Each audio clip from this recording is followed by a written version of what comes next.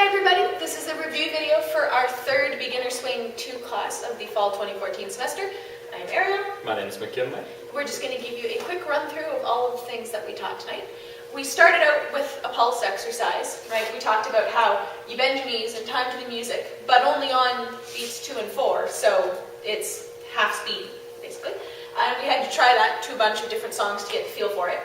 Then we talked about how the backhand connection, right? So the lead's right hand on the follow's back, and the follow's left arm on the lead's arm has these 3 points of connection.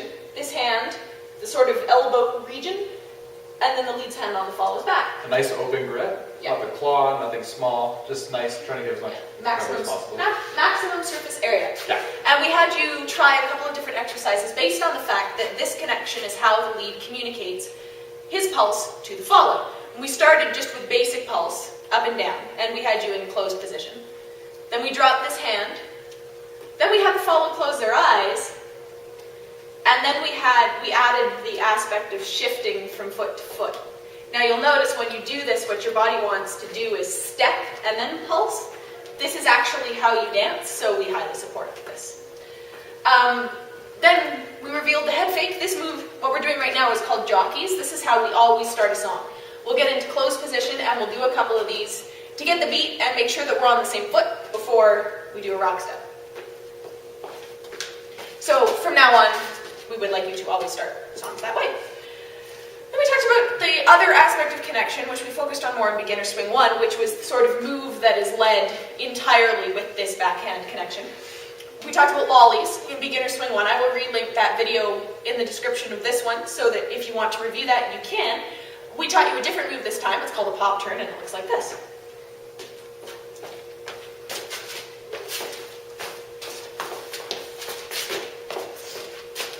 So some important points.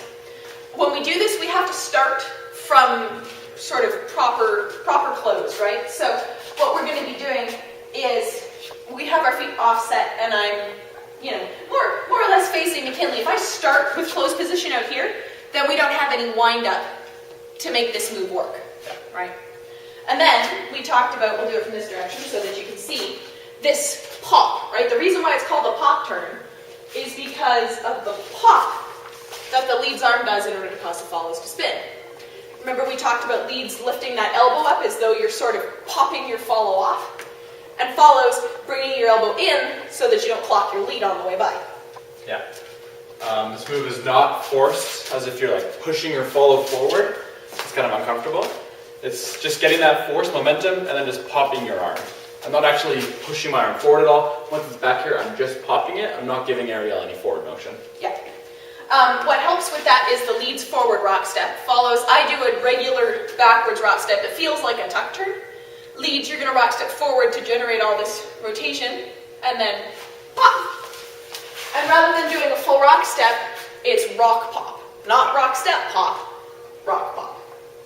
And then you just finish it off. The leads do their triple steps. Follows, like I said, I tend to step through the turn and then finish it off with a triple step. It's totally up to you. It's also important when we do this forward rock step, we drop this front arm connection. If we keep that connection, it keeps our shoulders kind of tilted inwards, and it's really uncomfortable for both of us. And we really need that full momentum, that full range of motion in order to get that pop off, or to pop off properly. Okay. And then triple stepping in. So we'll just show it to you one more time. Okay, The whole thing looks like this.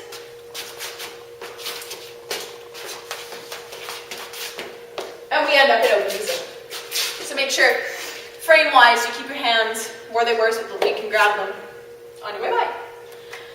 That's all that we had time for in class. I did see a bunch of people doing more than one spin, which if you want, or a bunch of follows, sorry, doing more than one spin, which if you want to is totally cool. It depends how much energy your lead gives you, but if you want to go that route, by all means, go that route.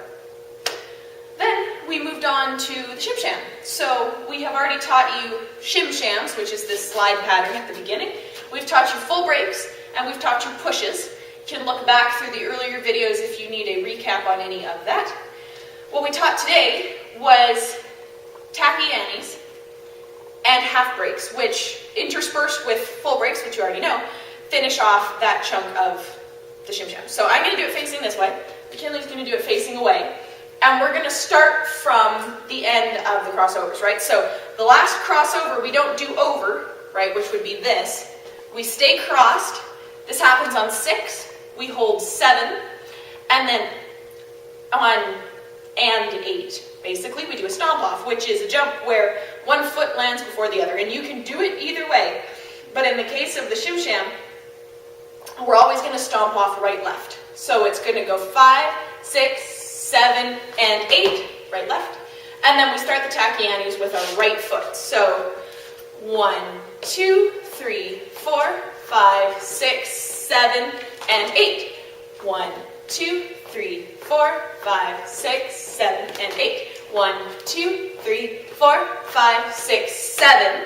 Now remember, the stomp off is the beginning of the move, not the end. So don't do another stomp off here.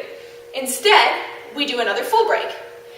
8, 1, 2, 3, 4, 5, 6, 7, which, like I said, we've covered already. Then we walked you through half breaks, which are just hop forward on the right, hop back, and then kick, ball, change. Do that one more time. Hop forward, hop back, kick, ball, change. What makes them look really cool is the arm motion that we usually throw in, which is like this. It makes them look different, so we're not necessarily going to demo with it all the time, but that is all you're doing. It just emphasizes the jump. So half breaks are always done in sets of 2, and then there's a full break. So the whole sequence, which comes after Tachyani's and then a full break, looks like this. 8, 1, 2, and 3, 4, 5, 6, and 7, full break, 2, 3, 4, 5, 6, 7, half breaks, 2 and 3, 4, 5, 6, and 7, 8, 1, 2, 3, 4, 5, 6, 7. Then we sort of revealed the secret, which is that the second half of the Shim Sham is exactly the same as the first, only instead of full breaks, you freeze. We will go over that next class, but if you want to go back to the video, I posted a video about the Shim Sham in the description of the video from the first class. If you want to go back to that and have a peek at what's coming next, by all means do so. That was everything that we had to say. Yeah. Thank you guys so much for coming up, and we will see you next week. Thank you.